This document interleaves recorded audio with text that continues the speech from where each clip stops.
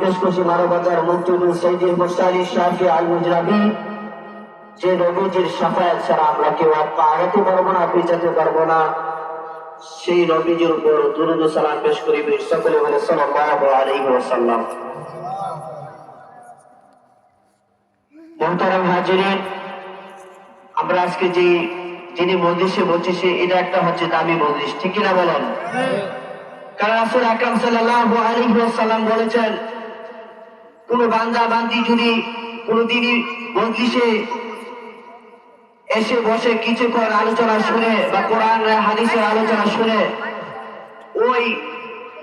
এই প্যান্ডেলটা তখন মানুষ আসার আগে এই প্যান্ডেলটা ছিল শুধু প্যান্ডেল ছিল, কিন্তু হাদিসের ভাষা অনুযায়ী এই মাহফিলে মানুষ আসার পরে দিনে মজলিসের আলোচনা শুরু হওয়ার পরে রাসূল আকরাম সাল্লাল্লাহু আলাইহি ওয়াসাল্লাম বলেছে, এই পরিবেশটা মাহফিল প্যান্ডেল নয়, এই পরিবেশটা হয়ে গেছে জান্নাতের বাগান। সুবহানাল্লাহ। ওই বাগানের চতুর্দিকে রাসূল আকরাম সাল্লাল্লাহু আলাইহি ওয়াসাল্লাম বলেছেন, চতুর্দিকে রহমতের ফেরেশতা বেষ্টন করা হয়েছে। ওইটা আমরা ফেরেশতাদেরকে দেখতে পাই না। ও রহমতের ফেরেশতা কি করেন? আল্লাহর কাছে বলে, হ্যাঁ আল্লাহ, দেখেন আপনার প্রিয় বান্দারা দিনে মজলিসে বসে আছেন, ওই বান্দাদেরকে এই ফেরেশতারা কি বলেন যে আল্লাহুম্মা গফিরলি ইয়া রাব্বি কারীম, তোমার এই বান্দাদেরকে তুমি ক্ষমা করে দাও। সুবহানাল্লাহ, সুবহানাল্লাহ। নিঃসন্দেহে আমরা এই মজলিসে বসছি, ভাগ্যবান বিদায় এই মজলিসে আমরা বসছি। ইচ্ছা করলে কেউ এই মজলিসে আসতে পারবে না যদি আল্লাহ রাব্বুল আলামিন তৌফিক কাউকে না দেন, ঠিক কিনা বলেন? আল্লাহ রাব্বুল আলামিন যদি তৌফিক দেন, তাহলে আমরা ভালো কাজের মধ্যে দিয়ে আমরা কি করতে পারবো? আগাতে পারবো। সুবহানাল্লাহ। যে আজকের এই সুন্দর একটা মাহফিল সাজিয়েছেন, আসলে ওনাদেরকে আল্লাহ তৌফিক দিয়েছেন বিদায় ওনারা নেক কাজে ধাবিত হয়েছেন। আল্লাহ রাব্বুল আলামিন যেন এই মাহফিলটা সব সময় জারি রাখেন। সকলে আল্লাহুম্মা আমিন। আমি তখন পর্যন্ত যে আলোচনা শুরু করেছি, আমি কোরআনুল কারীম থেকে সূরাতুল বনী ইসরাঈলের 23 নম্বর আয়াত আপনাদের সম্মুখে তেলাওয়াত করেছি এবং সূরাতুল জারিয়ার 45 নম্বর আয়াত তেলাওয়াত করেছি। এই আয়াতের ভিত্তিতে রেখে যেন আপনাদের সম্মুখে কিছু আলোচনা করতে পারি, বার্তা এবং শ্রোতাকে যেন সেই তৌফিক দান করেন। সকলে আল্লাহুম্মা আমিন। মুহতারাম হাজিরিন, আমরা পৃথিবীতে এসেছি, আল্লাহ রাব্বুল আলামিন কোন না কোন উদ্দেশ্যে আমাদেরকে পৃথিবীতে পাঠিয়েছে, ঠিক কিনা বলেন? যেরকম ভাবে আমরা বাড়ি থেকে এসেছি, যে কেন আমরা কিছু আলোচনা শুনবো, ঠিক কিনা বলেন? ঠিক তবে আল্লাহ রাব্বুল আলামিন আমাকে আপনাকে পৃথিবীতে পাঠিয়েছেন তার প্রতিনিধি হিসাবে। খলিফা মানে আল্লাহ রাব্বুল আলামিন পৃথিবীর জমিনে পাঠিয়েছেন। সুবহানাল্লাহ। আল্লাহ রাব্বুল আলামিন কি বলেন? বিসমিল্লাহির রাহমানির রহিম, وما خلقت الجن والإنس إلا ليعبدون।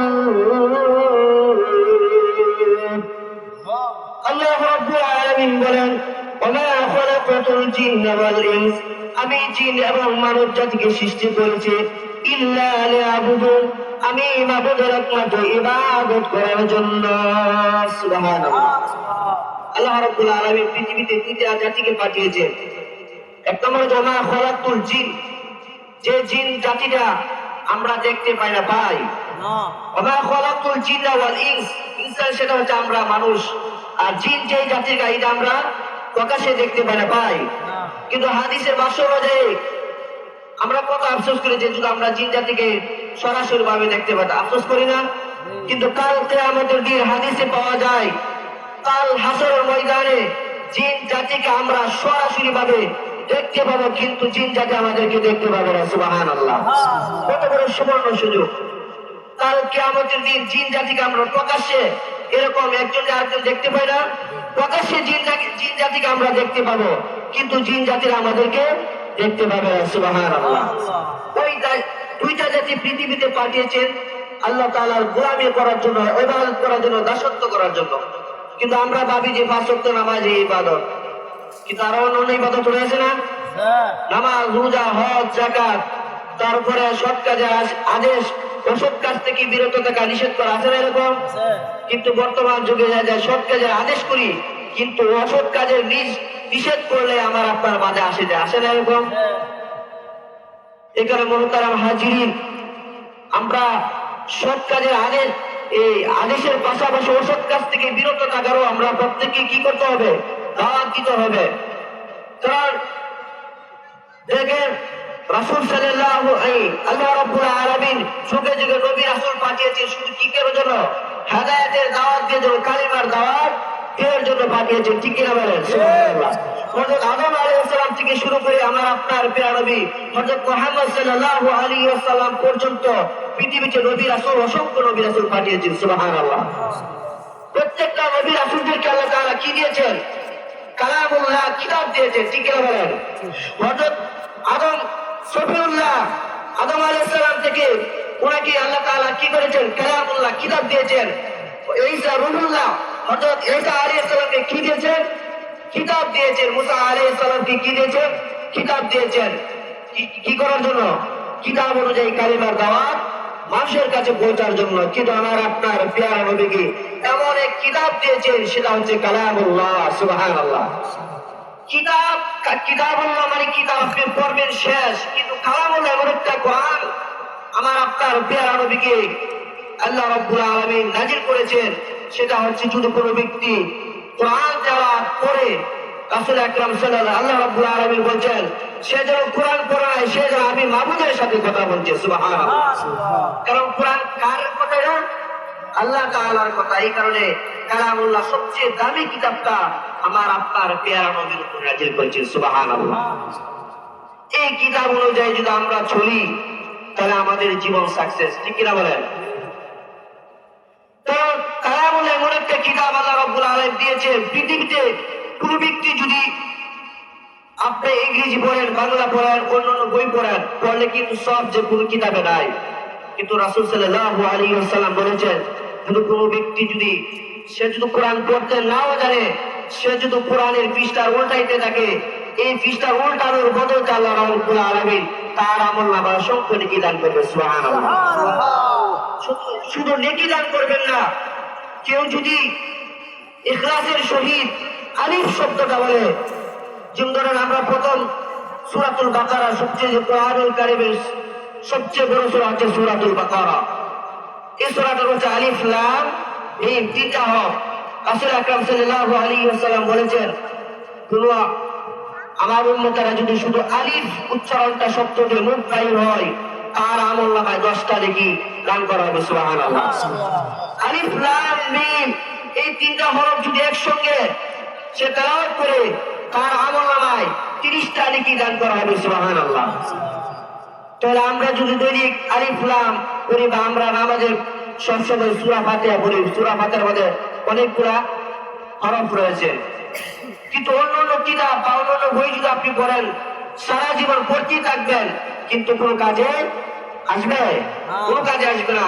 কিন্তু কোরআনুল কারীমের যে কিতাব, এটা হচ্ছে হেদায়েত, হুদাল লিল মুত্তাকিন, শুধু মুত্তাকিনের জন্য আল্লাহ রাব্বুল আলামিন হেদায়েত স্বরূপ পৃথিবীতে পাঠিয়েছেন। সুবহানাল্লাহ। তাহলে আমরা প্রথম শর্ত কি করতে হবে?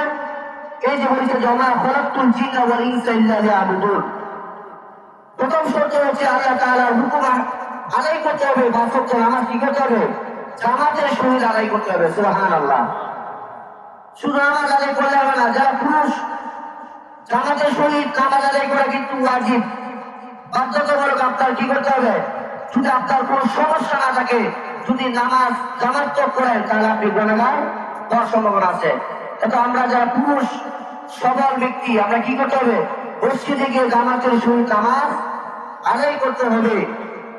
যদি 5 ওয়াক্ত নামাজ যদি আদায় করেন, তাহলে আল্লাহ রাব্বুল আলামিন আরেক জায়গায় বলেছেন বিসমিল্লাহির রাহমানির রহিম ইন্নাস সালাতা তানহা আনিল ফাহশাই ওয়াল মুনকার। আল্লাহ রাব্বুল আলামিন বলেন যদি কোনো বান্দা 5 ওয়াক্ত নামাজ সঠিকভাবে আদায় করে, ইন্নাস সালাতা তানহা আনিল ফাহশাই ওয়াল মুনকার, নিশ্চয় নামাজ খারাপ কাজ, ফাহশা কাজ থেকে বিরত রাখে।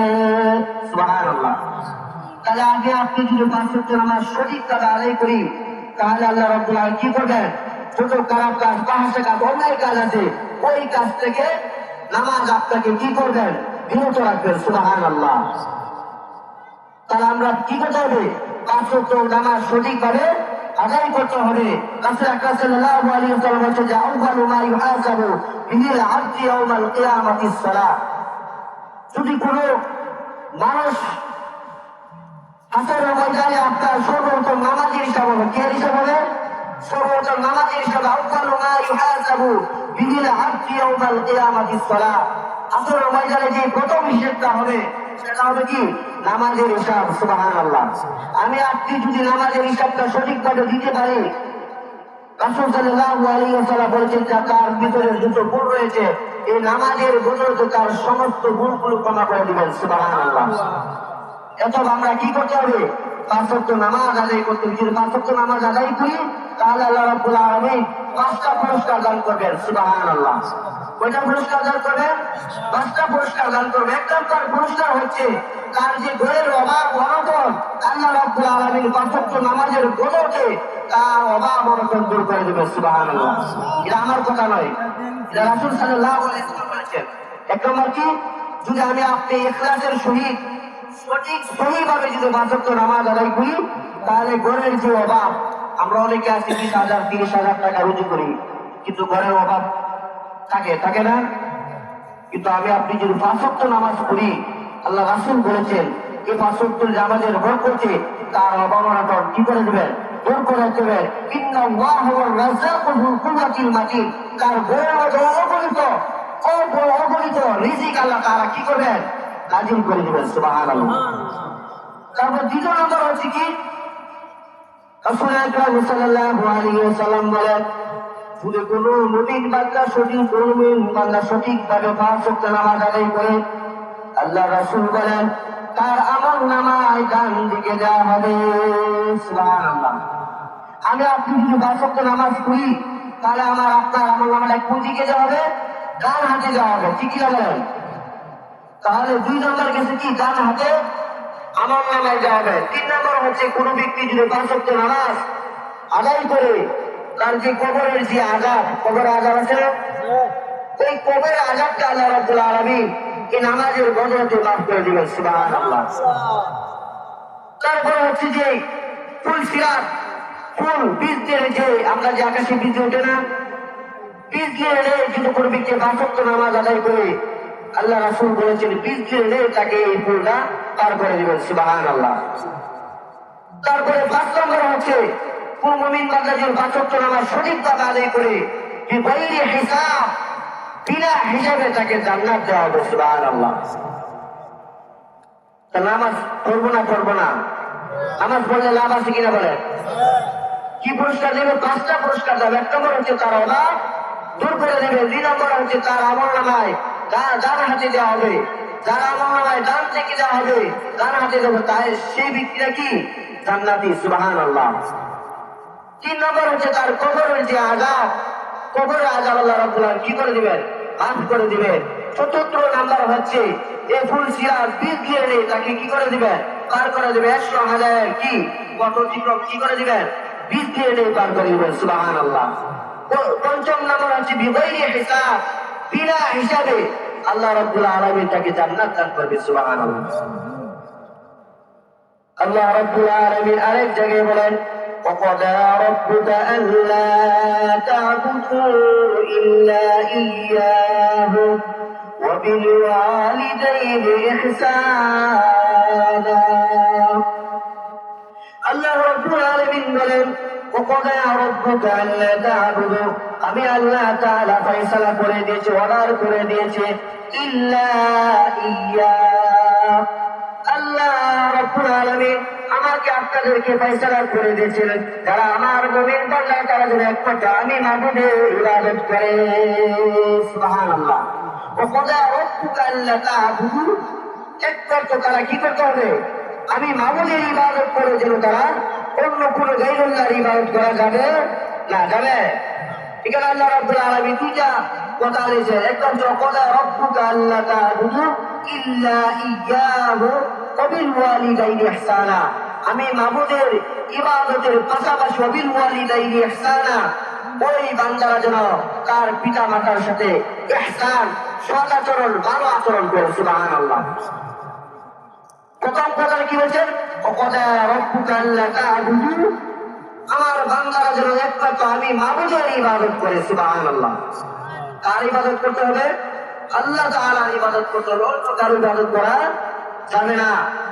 তারপর ওয়াবিল ওয়ালিদাইনি ইহসানা, এবং সেই ব্যক্তিরা যেন তার পিতা মাতার সাথে ভালো আচরণ করে। সুবহানাল্লাহ। আজকে যে যুবক, প্রজন্মের যুবকরা কে আজকে পিতা মাতাকে মানে না, মানে মা বাবার কথা শুনে না, শুনে অনেক ছেলে সন্তানরা রয়েছে তার মা বাবার কথাই শোনে না। এখানে বলছে ওয়াবিল ওয়ালিদাইনি ইহসানা, ওই ছেলে সন্তানরা যেন তার পিতা মাতার সাথে ভালো আচরণ করে, সৎ আচরণ করে, ইহসানের সহিত, সম্মানের সহিত তার পিতা মাতার কথা মত যেন শুনে। সুবহানাল্লাহ। তবে মহতারাম হাজিরে, আমরা কি করতে হবে? প্রথম হচ্ছে আল্লাহ তাআলার ইবাদত করতে হবে, কোনো গায়রুল্লাহর ইবাদত করা যাবে না, কোনো মাছের পূজা, গাছের পূজা, কোনো লোকের পূজা করা যাবে না। একমাত্র মাবুদের লা শারীকা লাহু, একমাত্র আল্লাহ তাআলার ইবাদত করতে হবে। সুবহানাল্লাহ। ওয়াবিল ওয়ালিদাইনি ইহসানা, এবং তারা যেন তার আমার ইবাদতের পাশাপাশি তারা যেন তার ওয়াবিল ওয়ালিদাইনি ইহসানা, পিতা মাতার সেবা যত্ন করে। সুবহানাল্লাহ। তার ইবাদতের পাশাপাশি কি করতে হবে? মা বাবার সেবা যত্ন করতে হবে। নামাজ যেরকম ফরজ, রোজা যেরকম ফরজ, হজ সামর্থ্য ব্যক্তি যেরকম ফরজ, ঠিক তদ্রুপ প্রত্যেকটা প্রতিটা সন্তানের ছেলে মেয়েদেরকেও মা বাবার সেবা যত্ন করা কি ফরজ। সুবহানাল্লাহ। মা বাবার সেবা যত্ন করা কি ফরজ। মনে রাখবেন, যেরকম আল্লাহ তাআলার হুকুম ফরজ, এরকম ভাবে মা বাবার সেবা যত্ন করা, মা বাবার কথা শোনা, মা বাবার সাথে বেয়াদবি না করা, এরকম একটা প্রতিটা ছেলে সন্তানের জন্য ফরজ। সুবহানাল্লাহ। কিন্তু আজকাল আমরা দেখে যাই ছেলে সন্তানরা কত হতভাগা, মা বাবার কথা শুনে না। আছে না এরকম? অনেক ছেলে সন্তানরা মা বাবার কথা শুনে না। যদি আমি আপনি মা বাবার কথা না শুনি, দেখে লক্ষ্য করেন যে মা বাবা, যে মায়েরা আমরা কি করে 10 মাস 10 দিন গর্ভে ধারণ করে এত কষ্ট করে আমাদেরকে ওনারা কি করেছেন, লালন পালন, জন্ম দিয়েছেন, তারপরে লালন পালন করেছেন। আজকে আমরা বড় হয়ে আমরা আমাদের পিতা মাতাকে ভুলে যাই না? এরকম অনেক কষ্ট করেছেন। এখানে আল্লাহ রাব্বুল আলামিন এই দুইটা কথা এখানে উল্লেখ করেছেন। আল্লাহ তাআলার হুকুমের পাশাপাশি ওয়াকাদা রাব্বুকা আল্লা তা'বুদু ইল্লা ইয়্যাহু ওয়া বিল ওয়ালিদাইনি ইহসানা, সে যেন তার পিতা মাতার কি করে সৎ আচরণ করে। ওয়ালা তানহারুল মাউফি, সে যেন তার পিতা মাতার সাথে উফ শব্দটা যেন ব্যবহার না করে। নাউযুবিল্লাহ। আসলে এরকম সন্তান মা বাবার কথা শুনে না, মা বাবার কথা শুনে শব্দটা, কিন্তু রাসূল সাল্লাল্লাহু আলাইহি ওয়াসাল্লাম বলছে শব্দটা যেন তার মা বাবার সামনে না আসে। আমরা শব্দ করবো দূরের কথা, মা বাবার পারলে আমরা ফিটা দেই, মারি। আসে না এরকম? এরকম সন্তান যদি পৃথিবীতে থাকে, দেখে রাসূল সাল্লাল্লাহু আলাইহি ওয়াসাল্লাম বলেছেন, কোন সন্তান যদি মা বাবার সাথে বেয়াদবি করে, সে মরণকালে তার কালিমা নসিব হবে না। নাউযুবিল্লাহ। আমি আপনি যদি মা বাবার সাথে বেয়াদবি করি, তা আমার কথা নয়, রাসূল সাল্লাল্লাহু আলাইহি ওয়াসাল্লাম বলেছেন, যদি কোনো সন্তান তার পিতা মাতার সাথে খারাপ আচরণ করে, মরণকালে তার কালিমা নসিব হবে না। দুনিয়াতে থাকতে সে শাস্তির যোগ্য হবে, শাস্তি পেয়ে যাবে। রাসূল সাল্লাল্লাহু আলাইহি ওয়াসাল্লাম ইহুদি ওয়া নাসারা, ওই কোরআনকার সন্তান যেন ইহুদি এবং নাসারা হয়ে মারা যাক, আমি রাসূলের কোন আসে যাই না। নাউযুবিল্লাহ। রাসূল সাল্লাল্লাহু এরকম ভাবে বলছেন, ইহুদি ওয়া নাসারা, ওই সন্তান যেন কি করে ইহুদি হয়ে মারা যাক এবং নাসারা হয়ে মারা যাক, আমি রাসূলের কোন আসে যাই না। যে রাসূল সাল্লাল্লাহু কত কঠোর ভাবে কথাটা উল্লেখ করেছেন। এই যুবক ভাইয়েরা, আমরা কি করব? আল্লাহ তাআলার ইবাদতের পাশাপাশি আমরা কি করব? মা বাবারও সেবা যত্ন করব, মা বাবাকে দেখাশোনা করব। এখানে আল্লাহ রাব্বুল আলামিন এখানে উল্লেখ করেছে, ওয়াবিল ওয়ালিদাইনি ইহসানা, তোমরা কি করো? তোমাদের পিতা মাতার সাথে কি করো? সৎ আচরণ করো, ভালো আচরণ করো। যদি ভালো আচরণ না করো, তাহলে মরণকালে তোমার এবং এই দুনিয়াতে থাকতে তোমাকে কি করতে হবে? শাস্তির